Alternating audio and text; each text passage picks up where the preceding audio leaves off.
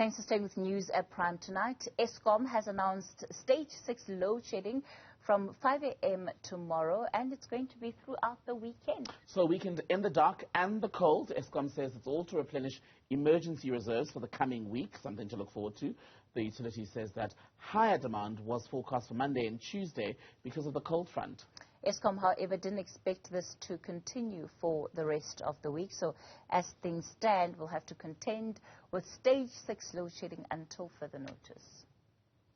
Eskom is obliged to carry generation reserves to cater for unforeseen events. These reserves were used on Monday and Tuesday to buffer the effects of the cold weather. Unfortunately, due to the failure of additional generation units since Sunday, the reserves have been depleted and can no longer buffer the lingering effects of the cold weather and make up for the lost generation capacity.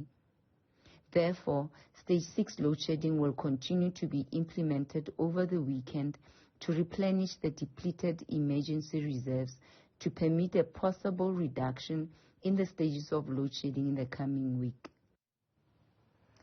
The Good Party wants the National Energy Regulator to reject the City of Cape Town's electricity tariff hike. A 17.6% increase kicked in at the beginning of this month, which is higher than Nersa's approved 15.1% for municipalities. Let's speak to the Good Party Finance Councillor for the City of Cape Town, Anton Louw. Anton, good evening to you. Thanks for your time. Why are you rejecting this tariff increase? Hi, Kathy. Yeah, so we've obviously put in a proposal to Nersa to objection on the increase that the City of Cape Town has done. So Nersa, in the beginning of the year, or Eskom, asked for 18.65 increase in electricity, and most of the municipalities actually then budgeted based on that increase that Eskom provided that they're going to increase the electricity with. Nersa then at a later stage reduced that increase to 15.1%, and most of the cities in Cape Town, or most of the cities in South Africa, actually then reduced the tariff increase to 15.1%, which is in line with what Nersa's guideline is. However, the City of Cape Town and eKwaTini and 4 other cities asked for a higher increase than the 15.1%. But we are busy looking into it because all the other cities have reduced their tariff increases, and at this stage it's only the City of Cape Town that is the major city that has increased above the 15.1%. Have you tried to get an explanation from the city about why it's insisting on these tariffs? Well, the answer is easy. It's load shedding. Everybody wants to combat load shedding, and that's the biggest answer that you're going to get. The city wants to build infrastructure to combat load shedding. It sounds like a legitimate reason for a city that is trying to, at least in future at least, to cushion some of its residents against the impact of load shedding. So do you not believe that it's a justifiable reason to keep the rates where they are if it means additional revenue collection that can go into investment into alternative power sources?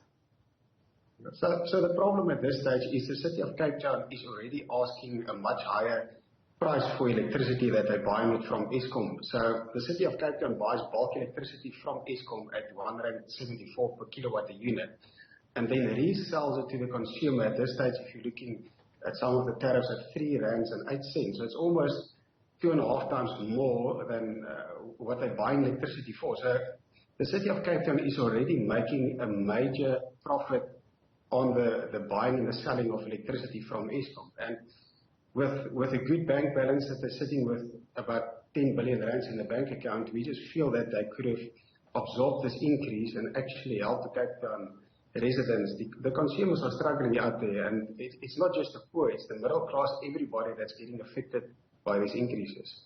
Anton, as a councillor, of course, you have a seat at the table. I'm curious about what it is that your organization is sort of doing internally to then try and shift the position of the city on this matter.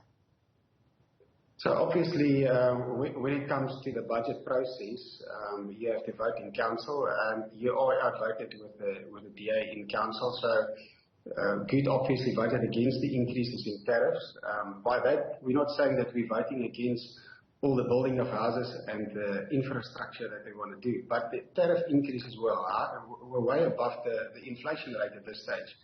So as a good party, we want to fight that the increases are actually in line with inflation, which is 7%, 7.4% at this stage. Now, 15% that Nersa has given us as a guideline is already much higher than inflation.